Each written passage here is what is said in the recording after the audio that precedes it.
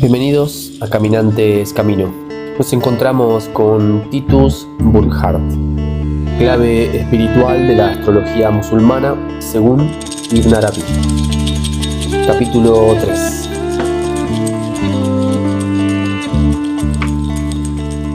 Se llama el cielo de las estaciones, Manazil, al cielo de las estrellas fijas, que está contenido en la esfera de las torres del zodíaco, porque los movimientos de los planetas se proyectan sobre él. Los 7 planetas, que representan los intermediarios cósmicos entre el mundo inmutable de los arquetipos y el medio terrestre, actualizan por sus ritmos combinados y las posiciones recíprocas que resultan de ellos las relaciones espaciales contenidas virtualmente en la esfera indefinida del cielo límite. Esfera que no es sino la totalidad de las direcciones del espacio y por ello la imagen del universo. Nota del autor. De ahí la derivación etimológica del término universo, de orbis universum. Fin de la nota. Los astrólogos modernos pretenden que los planetas actúan sobre la Tierra por una irradiación de fuerzas y entienden eso en un sentido material o cuasi material, pues es inevitable que introduzcan en la astrología algo de las concepciones modernas de la causalidad. Entonces es cuando los residuos de estas ciencias toman el cariz de una verdadera superstición. La necesidad de causalidad depende de las preocupaciones generales de una época. Es verdad que siempre es de esencia lógica, pues lo que confiere a un encadenamiento causal su carácter convincente reside tanto en la unidad del espíritu como en la naturaleza de las cosas. Pero al mismo tiempo, la necesidad de causalidad depende sustancialmente del nivel mental. Es mecanicista o imaginativo, razonante o intuitivo. Como el horizonte mental no engloba a la vez más que cierto orden de realidades, el argumento causal de una época mentalmente diferente parece insuficiente o incluso defectuoso, porque no se ven en él más que los límites del desarrollo en el sentido de una investigación ulterior.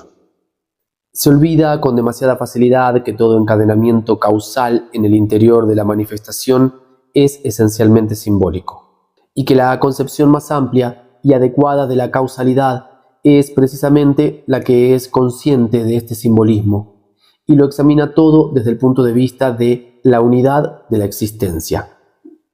Nota del autor. Es decir, las causas segundas no son más que reflejos de la causa primera y no tienen ninguna realidad propia. Fin de la nota. Por otra parte, bien hay que decirse que la verdad esencial de una perspectiva intelectual no impide que su expresión mental quede sujeta a la relatividad de los medios exteriores de conocimiento.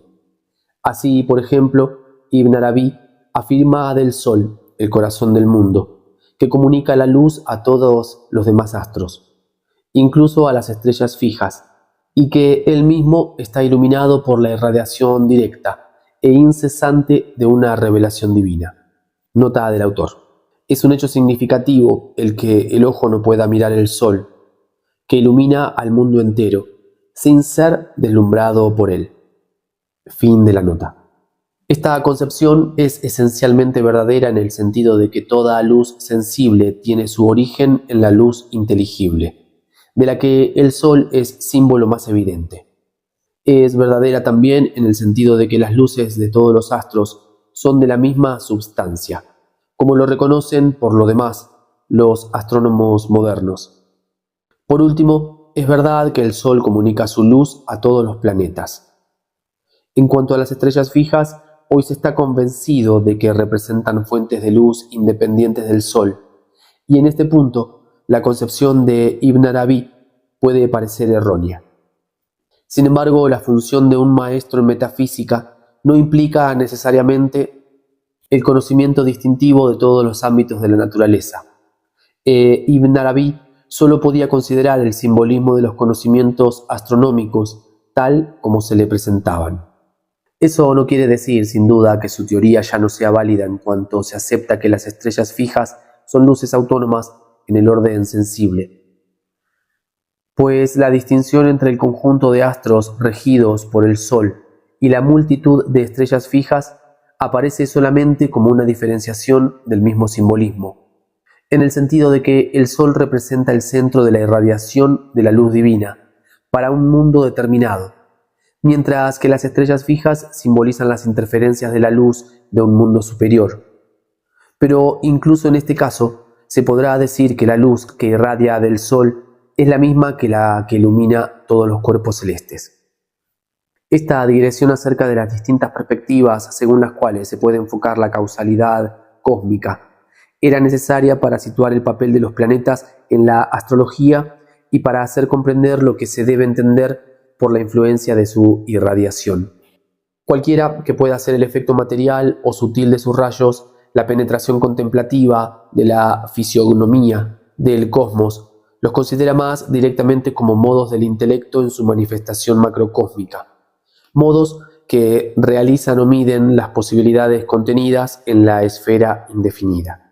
El espacio celeste en el que los planetas describen sus revoluciones representa de algún modo los límites extremos del mundo sensible, y estos límites son inversamente análogos al centro que es el hombre mismo, como ya lo hemos hecho notar al considerar el carácter objetivo de las direcciones espaciales que irradian desde cada ser humano hacia los mismos puntos del cielo límite. Debido a esta analogía inversa, los modos del intelecto cósmico a los que representan los astros son existenciales en vez de ser inteligentes. Esta última palabra tomada en el sentido de la inteligencia activa manifestada en el hombre. Nos referimos aquí a la polaridad de la existencia y de la inteligencia en el ser. Nota del autor. Quizá se nos objete que las direcciones a las que llamamos objetivas solamente son muestra de la subjetividad colectiva, pero en el orden de la percepción sensible directa y espontánea, sobre la que se basa el simbolismo en cuestión, esta subjetividad colectiva es equivalente a objetividad. Ver a este respecto lo que dice Fridtjof Schoen en su artículo Fatalité et Progrès, en el pasaje que hemos reproducido al principio de este estudio. Fin de la nota. Siguiente nota del autor. El artículo de Fridtjof Schoen, Trascendencia y universalidad del esoterismo en De la unidad trascendente de las religiones. Traducción castellana en Editorial Heliodoro. Col, la rama adorada. Madrid, 1980. Fin de la nota. Esta naturaleza intelectual de los planetas se manifiesta siempre debido a la misma analogía inversa en relación con la inteligencia activa, en la regularidad y continuidad rítmica de sus movimientos. Su naturaleza luminosa pertenece al mismo simbolismo. Por otra parte, la propagación de la luz es, por decirlo así, geometría, y corresponde a la actualización de las relaciones y direcciones espaciales. Hay que comprender bien, por lo demás, que este simbolismo no considera la situación de los planetas en el espacio mensurable cuantitativamente. Sus aspectos se determinan por su proyección sobre el zodíaco, es decir, a causa de las direcciones del espacio cuyo centro es el ser humano terrestre. En cuanto a las direcciones del espacio, su definición no es evidentemente cuantitativa, sino que concierne siempre a la unidad indivisible de la esfera indefinida del cielo extremo. De todos los astros móviles, solo los movimientos del Sol y la Luna pueden representarse por círculos regulares en el cielo de las estrellas fijas, pues las órbitas aparentes de los demás planetas están regidas a la vez por el centro solar y el centro terrestre, de modo que evolucionan en movimientos combinados. Hay, pues, una relación simple entre el ritmo solar y el de la Luna. Este recorre el zodíaco en 28 días y se le asignan 28 estaciones o mansiones que se reparten de un modo desigual pero rítmico en las 12 partes del zodíaco y que se cuentan a partir del equinoccio de primavera. El verdadero comienzo del ciclo lunar, que se manifiesta en la sucesión de las lunaciones, no coincide siempre con el punto de equinoccio, pues los dos puntos de intersección de la órbita lunar con el ciclo solar, que se llaman la cabeza y la cola del dragón, dan la vuelta en 18 años a todo el cielo de las estaciones. La fijación de las mansiones de la luna consiste, pues, en una especie de compendio simbólico de los ritmos verdaderos. Nota del autor. La astrología hindú solo cuenta 27 mansiones lunares. Al no efectuarse el recorrido de la luna alrededor del cielo en un número entero de días, de modo que el compendio simbólico de su ciclo puede ser o bien llevado a 28 días o bien reducido a 27. Por otra parte, los astrólogos hindúes no sitúan el principio del ciclo lunar en el punto vernal actual, sino en el punto del cielo de las estrellas fijas que coincidía en los tiempos de la última coincidencia entre los signos zodiacales y las constelaciones sinónimas con el equinoccio de primavera. Vamos a volver sobre esta diferencia de puntos de vista. Fin de la nota. En las relaciones de las mansiones lunares con el zodíaco se manifiesta un simbolismo numérico evidente. Hemos demostrado cómo el duodenario zodiacal aparece como el producto de la multiplicación del cuaternario por el ternario. Ahora bien, la multiplicación simboliza el modo de distinción propio del mundo de los arquetipos, pues estos no se diferencian por exclusión mutua, sino a semejanza de espejos que se reflejan unos a otros y que solo se distinguen por sus posiciones recíprocas. Los mismos números 3 y 4 forman también el número de los 7 planetas de la astrología, como los planetas son los intermediarios entre el cielo de los arquetipos y la Tierra. Su distinción es la de una jerarquía, e implica los principios del ternario y del cuaternario, según un orden gradual. En cuanto al número 28 de las mansiones de la Luna, se obtiene por la suma pitagórica de los números de 1 a 7, lo que significa que el ritmo lunar desarrolla o expone de modo sucesivo todas las posibilidades contenidas en los arquetipos y transmitidas por la jerarquía de los intermediarios a la esfera que rodea inmediatamente al medio terrestre. La relación entre el Sol y la Luna es análoga a la que va del intelecto puro a su reflejo en la forma humana. Esto encuentra, por lo demás, su expresión más evidente en el hecho de que la Luna refleja la irradiación del Sol como un espejo, y que el ciclo de las lunaciones es como un desarrollo discursivo de esta irradiación. Pero el mismo simbolismo aparece también con respecto a los movimientos de los dos astros. Ya hemos expuesto anteriormente que es el Sol el que por su movimiento actualiza o mide las determinaciones virtuales del cielo de los arquetipos zodiacales. Pues sin los puntos fijos del ciclo solar, las direcciones del espacio serían indefinibles. El Sol mide, pues, el espacio celeste de un modo activo, así como el acto esencial del intelecto representa el fiat lux, que extrae el mundo de las tinieblas de la indiferenciación potencial. Por el contrario, la Luna mide el cielo pasivamente, recorriendo el zodíaco solar. Sufre a la vez las determinaciones de las direcciones del espacio celeste y las direcciones de los rayos solares, doble dependencia que se manifiesta en sus fases luminosas y en el ritmo regular de 18 años, según el cual su ciclo se desplaza en relación con el zodíaco. Luego veremos que las direcciones del espacio, cuyo influjo la Luna sufre alternativamente, corresponden a otras tantas cualidades del ser. El hecho de que la Luna sea el receptáculo de todas las influencias que recoge para transmitirlas a la Tierra se encuentra también indicado por el grado que corresponde a la Luna en la jerarquía de las funciones proféticas. El esoterismo islámico, como se sabe, sitúa simbólicamente estas funciones en los diferentes cielos planetarios, según este orden de correspondencias que por otra parte no puede comprenderse más que en la perspectiva espiritual y de algún modo cíclica del Islam. Nota del autor. De eso se puede concluir que la interpretación espiritual de la astrología no podría ser, sin más, transferida de una tradición a otra. Esta interpretación no solo obedece a la perspectiva intelectual propia de determinada tradición, sino que incluso la validez de sus aplicaciones adivinatorias depende, en cierta medida, de la homogeneidad del ambiente sutil, regido por la influencia espiritual de la tradición considerada. Fin de la nota. Abraham, Seyyidna Ibrahim, reside en el cielo de Saturno. Moisés, Seyyidna Musa, en el de Júpiter. Aarón, Seyyidna Harún, en el de Marte. Enoc, Seyyidna Idris, en el del Sol. José, Seyyidina Yusuf en el de Venus, Jesús, Seyyidina Isa en el de Mercurio y Adán, Seyyidina Adam en el de la Luna. En esta jerarquía hay la misma relación entre Enoc y Adán que entre el hombre trascendente, Yoen Yen, y el hombre verdadero, Chen Shen, en la doctrina taoísta. Enoc reside en el cielo en la medida en que representa el hombre divino por excelencia o el primer gran espiritual de los hijos de Adán y por consiguiente el prototipo histórico de todos los hombres que han realizado a Dios. En cuanto a Adán, será el hombre primordial, o según la expresión de Ibn Arabi, el hombre único, al-Insan al-Mufrad, en oposición a al-Insan al-Kamil, el hombre universal. Es decir, será el representante por excelencia de la cualidad cósmica que corresponde solo al hombre y que se expresa en el papel de mediador entre la tierra y el cielo.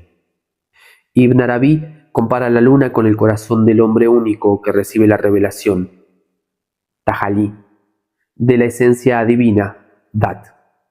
Este corazón cambia continuamente de forma según las diferentes verdades esenciales que dejan sucesivamente su huella en él. El hecho de que el maestro hable del corazón indica que aquí se trata no de la mente, facultad puramente discursiva, sino por el contrario del órgano central del alma. El continuo cambio de forma que sufre este corazón no debe, pues, confundirse con la traducción en modo discursivo, operada por la mente, de un conocimiento espiritual, aunque el papel central y mediador de la razón sea muestra, evidentemente, de esta misma cualidad cósmica que caracteriza al ser humano.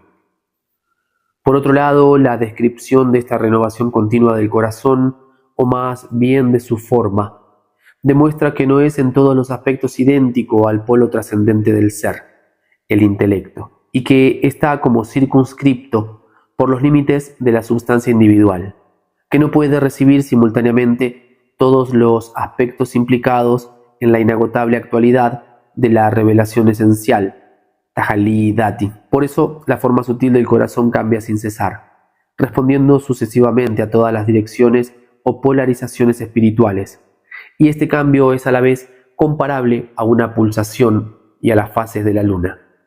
La incesante evolución en las formas es como la imagen exterior e invertida de la inmutable orientación interior del corazón en el hombre único, pues al estar siempre abierto solo a la unidad trascendente y siempre consciente de que solo ella se revela en todas las cualidades de la luz intelectual, el corazón nunca puede quedarse encerrado o inmovilizado en una sola forma.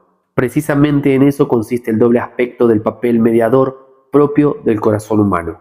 Ahora bien, con esta facultad de mediación es con lo que se relaciona la transformación del sonido primordial, vehículo de la revelación espiritual en lenguaje articulado. Por esta razón, el esoterismo islámico establece una correspondencia entre las 28 mansiones de la luna y las 28 letras o sonidos de la lengua sagrada. No son, como piensa la gente, dice Ibn Arabi, las mansiones de la luna las que representan el modelo de las letras. Son los 28 sonidos los que determinan las mansiones lunares. Esos sonidos representan, en efecto, la expresión microcósmica y humana de las determinaciones esenciales de la expiración divina, que es el motor primero de los ciclos cósmicos. El maestro cuenta los 28 sonidos del alfabeto árabe a partir de la primera mansión lunar, que sigue al equinoccio de primavera, en el orden de su exteriorización fonética sucesiva, empezando por el hiato, al-hamza, y yendo de las guturales a las labiales, pasando por las palatales y las dentales. Si tenemos en cuenta el hecho de que el hiato inicial no es, hablando con propiedad, un sonido, sino solamente el instante transitorio entre el silencio y la elocución.